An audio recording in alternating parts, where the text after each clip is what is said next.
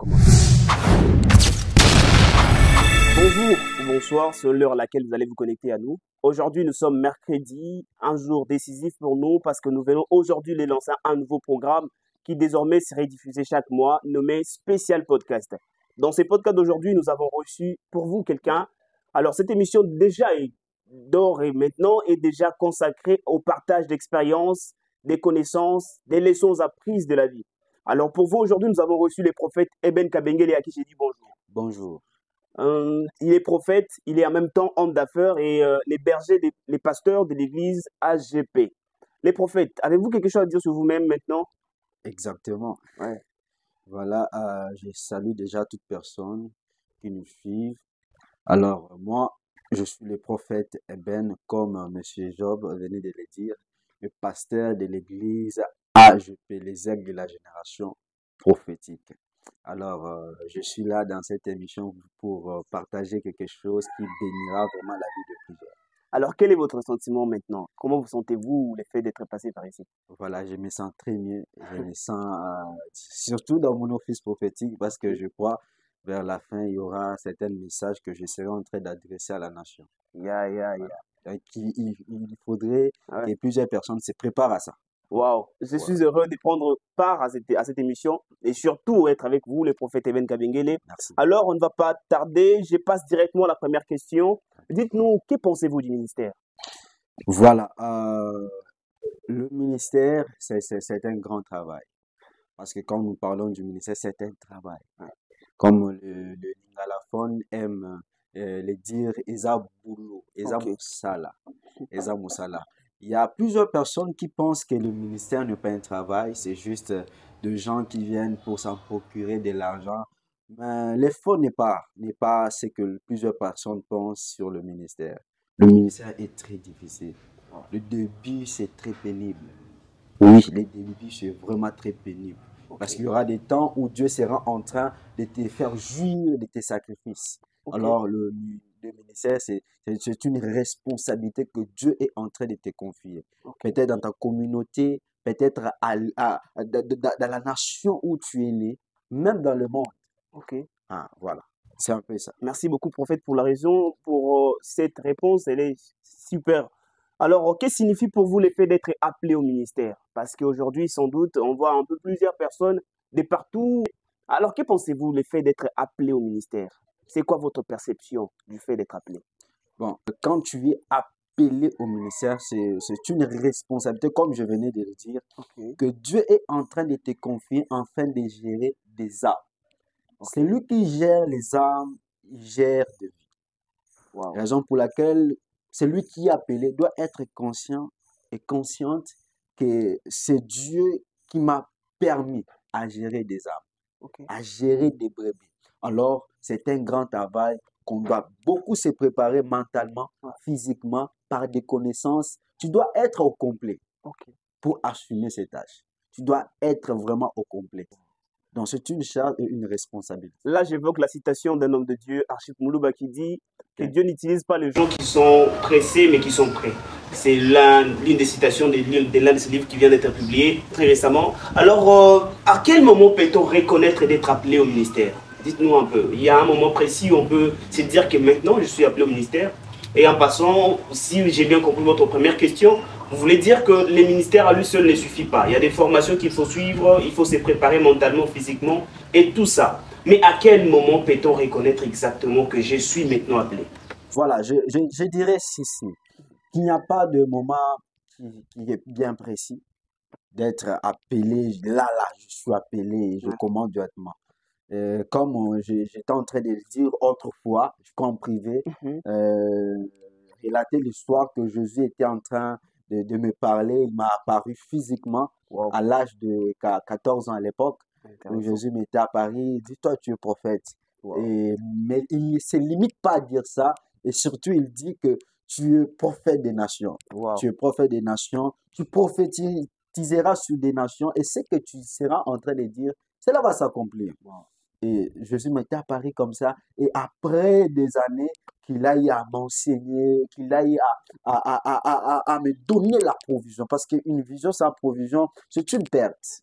c'est une perte de temps et une perte de sa vie parce que celui qui gagne sa vie, c'est celui qui sait connaître sa mission pour réaliser ses rêves dans sa vie. Wow. Raison pour laquelle il y a beaucoup de personnes qui se lancent sans pourtant avoir la provision de Dieu. Mais il faut se préparer. Il faut un temps. Ce n'est pas un truc où il faut venir se lancer comme un jeu. On joue à ping-pong et tout. Non. C'est un moment où tu dois prendre en considération parce que tu seras en train d'orienter des vies. Donc, il n'y a pas un moment bien précis, mais juste que le Dieu que nous servons, c'est un Dieu d'ordre. Et alors, raison pour laquelle il sera en train d'ordonner les choses. Il sera en train d'organiser comment cela va se faire. Wow. Dieu te parle, après avoir te parlé, il parlera à ton Père spirituel. Et quand il parlera à ton Père spirituel, tu seras consacré et être reconnu. Wow. Mais avant d'être reconnu, Dieu doit te parler aussi personnellement. Donc tu peux connaître, mais parce que Dieu est le Dieu d'autre, il passera par tous ces chemins. Wow, ça c'est intéressant. Alors, chers auditeurs, je vous demande de rester jusqu'à la fin parce que cette émission n'est pas seulement une émission, mais à la fin, il y aura des messages prophétiques que les prophètes vont libérer sur la nation. Alors, je vous demande d'être attentifs et surtout de nous suivre jusqu'à la fin, de ne pas zapper. Alors, vous êtes aussi homme de Dieu, mais en même temps, vous êtes un homme d'affaires, un businessman. Dites-nous, que pensez-vous du travail? Est-ce que c'est important de se consacrer simplement au ministère? Est-ce que c'est bien de combiner ministère-travail ou simplement rester sur un seul chemin, le ministère ou le travail? Bonjour, merci beaucoup. J'aimerais dire ceci par rapport à cette question parce que ça complique beaucoup de gens et beaucoup de gens, des chrétiens, notamment appelés par Dieu, n'ont pas eu à comprendre cette notion-là. Il y a des gens qui sont appelés après quoi? Ils se lancent totalement dans l'œuvre. Ils oublient certains points qui sont focus. Tu sais, le ministère sans argent, tu ne vas rien faire. Tu ne vas pas avancer. Raison pour laquelle tu dois avoir ce qu'on appelle les kantukubianza. Tu dois avoir l'argent. Ah oui, tu dois en avoir. Parce que si tu n'as pas, tu vas commencer à quémander devant le brebis. Et là, ta personnalité ne sera pas considérée. Tu ne vas pas challenger certaines de tes fidèles. Mais quand tu as de l'argent, quand tu travailles durement, hormis l'église, hormis l'œuvre, et là, tu seras considéré, tu seras même en train de donner à tes fidèles. Certaines des occasions, enfin, qui travaillent et tout. Raison pour laquelle, moi, je pense que dans l'époque où nous sommes là, il doit y avoir des ministres de Dieu qui travaillent, qui gèrent certaines choses, qui vont donner les opportunités à leurs fidèles. Et c'est nécessaire et c'est très important. C'est très, très important. Et moi, je pense qu'on doit travailler. Jésus lui-même, Azaki Moubeti Mabaya, il bossait, il travaillait. La personne que nous devons suivre, notre modèle, lui-même était là, il bossait. On mit l'œuvre, on mit la mission que Dieu, son Père, avait envoyé Jésus-Christ sur la terre. Il travaillait. Raison pour laquelle je pense que tout chrétien et aussi tout ministre est censé travailler. Surtout dans le monde où nous sommes. Nous ne sommes plus à l'époque de Paul, hein. Nous ne sommes plus à l'époque de Timothée et tout consort. Donc, je peux dire qu'il faut vraiment travailler et c'est très important. Ça, c'est important. Dites-nous un peu. Je vous ai suivi avec beaucoup d'attention.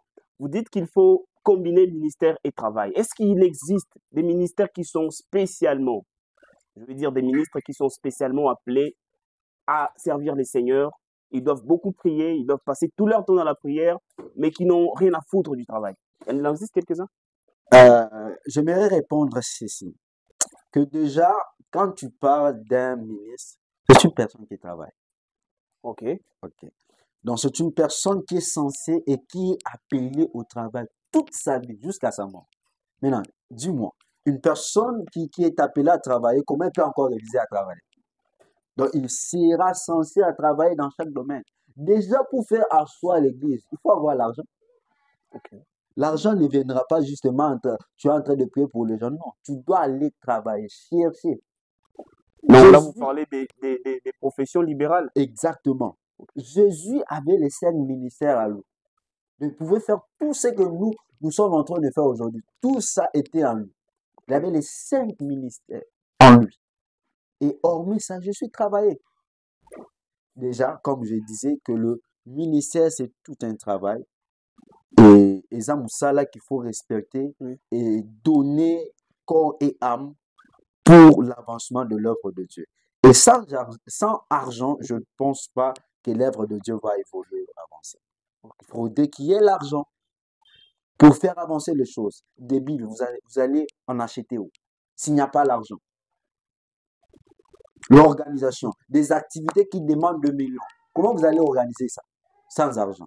Donc, la tête doit comprendre qu'il doit travailler afin que le corps fonctionne bien. Wow. Donc, l'ange que Dieu a eu à mettre dans l'église est censé bosser dur, est censé booster ses fils à travailler trop durement afin que le corps fonctionne. Exactement. Voilà un peu. Avez-vous une expérience particulière? Vous êtes ministre de Dieu, mais avez-vous une expérience particulière dans votre domaine des ministères? Une expérience beaucoup plus concrète, je ne sais pas, avec les seigneurs, ou une expérience que vous voulez, précisément une expérience spirituelle que vous voudrez partager avec nous. Il y en a une? Il y en a beaucoup, il y en a beaucoup. Vous nous en partagez une seule? Exactement, exactement. Il y a, par exemple, une fois là, j'étais à Brazzaville, j'effectuais ces voyages missionnaires. Alors, pendant la nuit, je vis un ange dessus, du Brazzaville. On appelle du côté Talangaï. C'est pas, il y a plusieurs personnes qui connaissent Talangaï. Okay. Alors, moi, je ne connaissais pas vraiment la ville. Maintenant, je m'apparais et il me fait voir Talangaï.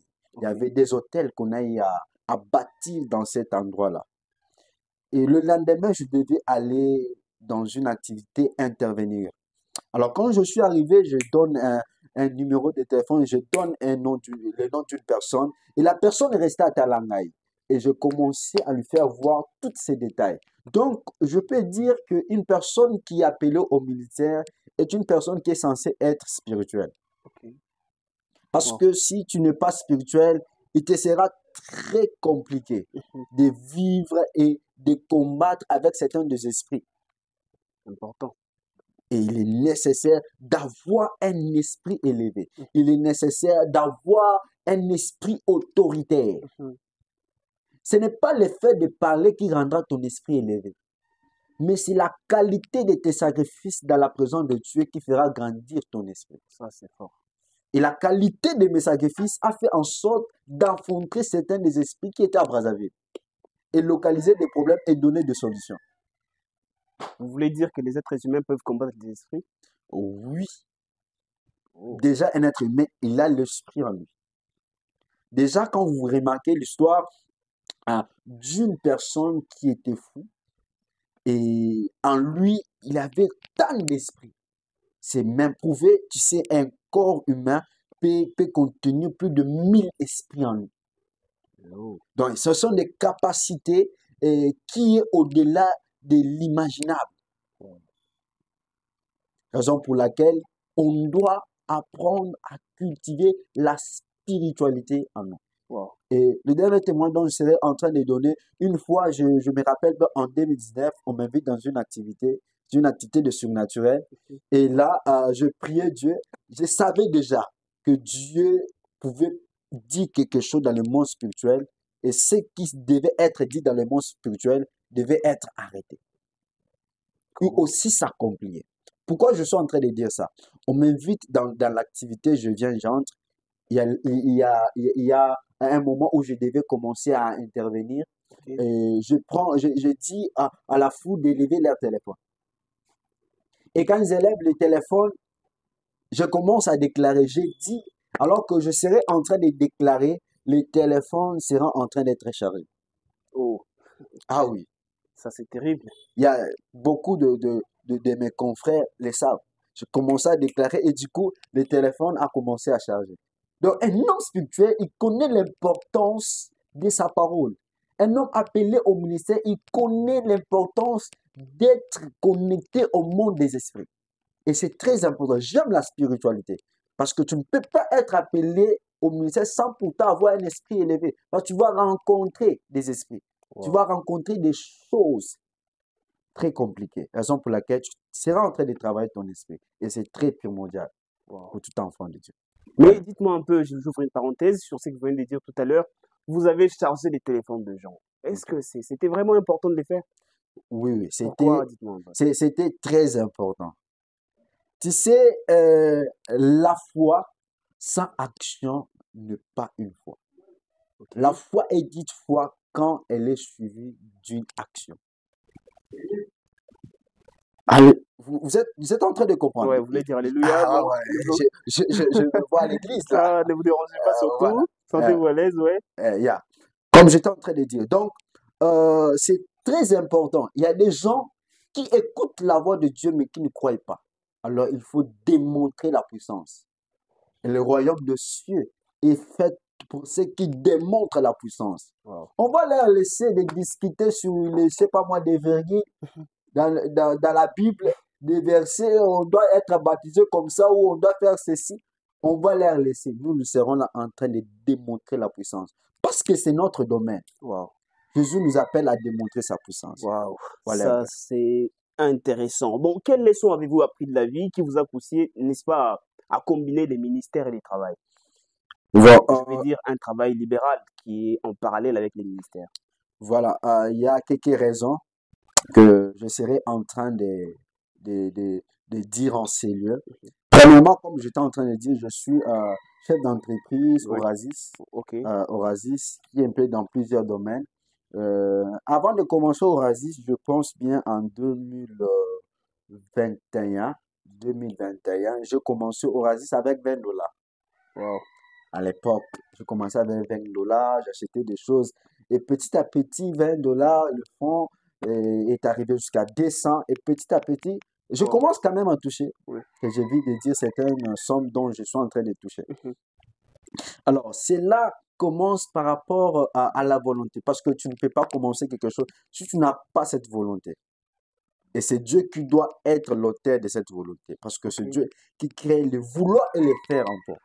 Donc, si Dieu ne crée pas le vouloir et le faire en toi, il te sera très compliqué de commencer tes idées, de commencer tes rêves. Chaque homme sur cette terre a toujours un rêve. Ok. Et pour accomplir ces rêves, tu dois avoir la tête dure, donc une mentalité en métal. Tu dois bosser durement. Et souvent, enlever certaines distractions qui ne sont pas nécessaires. Et focaliser tout, et te focaliser sur ta vision, sur ce que tu seras en train de faire, afin de concrétiser tes rêves. Les rêves que tu seras en train de concrétiser ne sera pas facile. Pas du coup comme ça, tu lèves, tu te réveilles et puis du coup tu commences à accomplir tes... Non, non, non, non. Ça se passe par des moments très critiques, des moments où les gens vont t'abandonner, des moments où les gens viendront. Ce que tu es en train de faire là ne va pas aboutir à quelque chose de bon.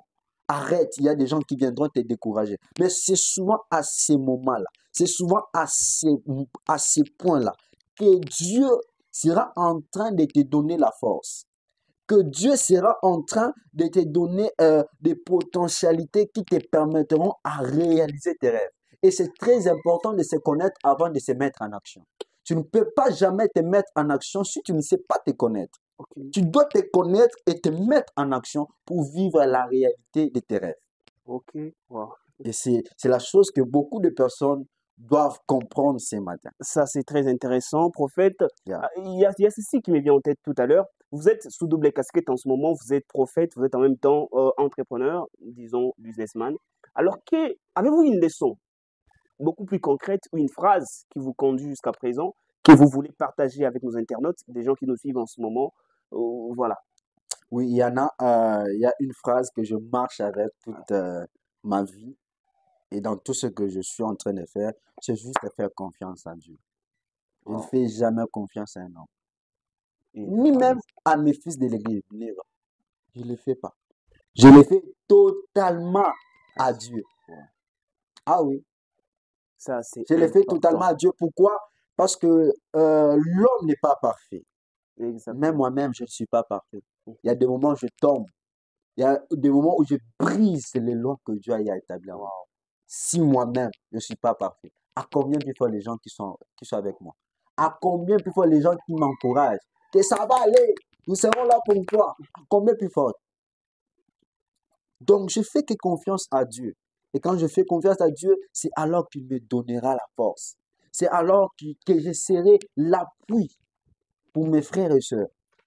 Fais Exactement. confiance à Dieu et tu seras en train de réussir et les choses seront en train d'évoluer et avancer.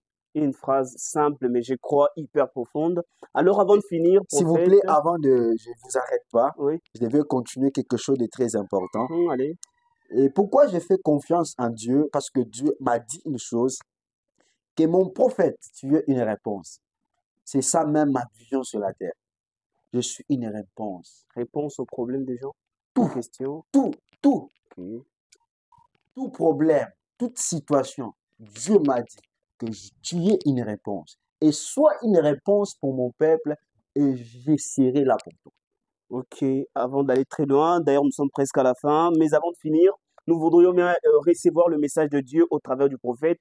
Alors prophète, vous avez 2 ou 3 messages, je vous donne pratiquement 1 minute si vous pouvez nous donner ces messages de façon beaucoup plus concrète. Et je crois que des messages qui vont bénir la nation, n'est-ce pas? Alors à vous Exactement. la parole prophète. Voilà. Déjà, j'aime mon pays et j'aime le monde parce que je suis appelé par ça. Et j'aimerais m'adresser à la nation et aussi à toute personne qui est en train de me suivre dans ces directs.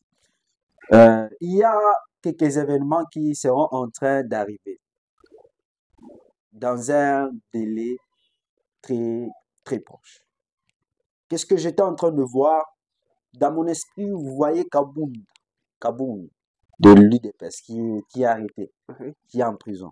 Bientôt là, il sera libéré. Parce que dans mon esprit, je voyais une ordonnance qui sera signée. Et il sera libéré. Et dans mon esprit, il portait ses casquettes. Il portait ses casquettes de Étienne Tshisekedi. Ok. Il sera comme l'entête dans notre pays. Et sa sortie médiatique, sa première sortie médiatique va toucher le monde. On est en train de parler avec lui. On est en train de parler de lui, voudrais dire. Et après cette période, je lui vois d'ailleurs, il portait les drapeaux du Congo sur lui. Oh. Il portait ses drapeaux sur lui. Et c'est l'image qui sera en train de faire du bruit dans le monde, de faire du bruit dans le monde. Et ça, Dieu me dit qu'il est appelé par Dieu pour faire ce genre de choses, qu'il fera des grandes choses dans cette nation et il est une bénédiction. Retenez cette prophétie et écrivez cette prophétie parce que cela va s'accomplir.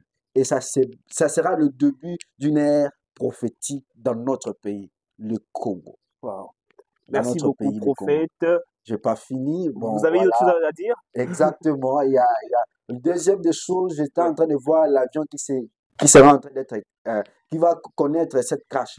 Ok. Oui. Et dans l'avion, il y avait des autorités Oh là de là. pays. Et c'est là, on sera plutôt en train d'accuser Poutine, Wow. qu'il est à la base de cette situation. Ce sont des autorités congolaises? Non, non, non, non. Dans le monde. Ok. Dans le monde. Wow. Dans mon esprit, c'était comme les États-Unis. Wow. Quelque chose de comme ça. On sera en train d'accuser Poutine. Et après, je vois une union que la Russie sera en train d'organiser, qui va monter en puissance, Wow. qui va dépasser même l'Europe aussi dépasser l'Amérique. Wow. Et c'est quelque chose que je suis en train de voir. Et c'est une ère qui est en train de s'annoncer dans le monde. Wow. Que nous prions pour la nation, aussi pour le monde. Alors, vous êtes enfant de Dieu, partout où vous êtes, voilà, des sujets de prière. Nous sommes à la fin de notre spécial podcast d'aujourd'hui. Merci. Je vous remercie, vous qui avez pris part à ce moment précis, et spécialement au prophète Eben Kabengele. Merci. J'ai dit merci. Alors, à la prochaine. Je pense bien vous parler très bientôt. Alors, prenez soin de vous. À bientôt. Merci.